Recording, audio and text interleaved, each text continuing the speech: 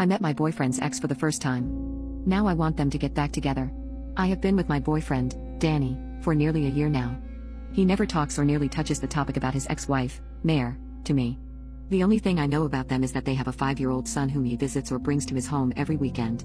His son graduated from daycare recently and Mare invited him for dinner as it is the request of their child. Danny asked me to come.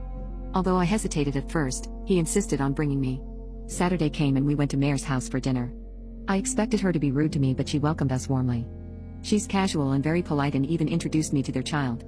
Her house is very welcoming, clean, and smells fragrant. It's home.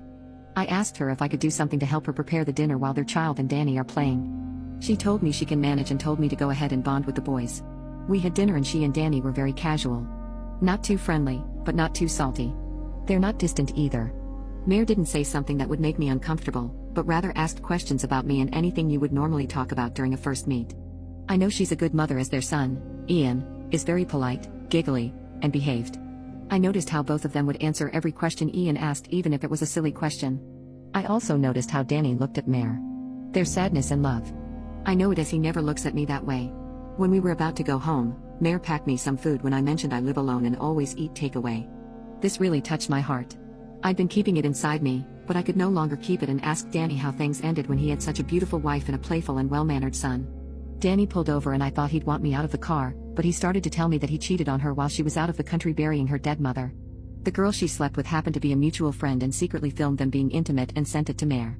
When Mare went home, she calmly told Danny she knew it and slept in Ian's room. He didn't hear a word from her, a single cuss, or anything hurtful.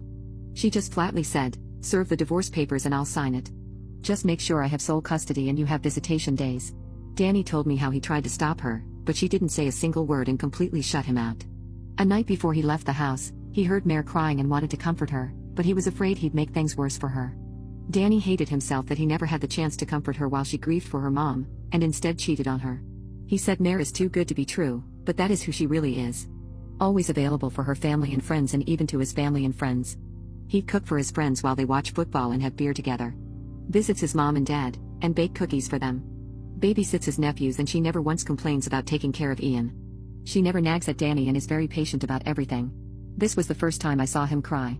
He's a big man yet here he was sobbing uncontrollably. He's apologizing to me and told me he likes me and didn't use me to move on. This whole revelation didn't make me think that I am being used. I felt his pain and I felt his love for his family. I asked him why he cheated and he said he was drunk and didn't even know it happened.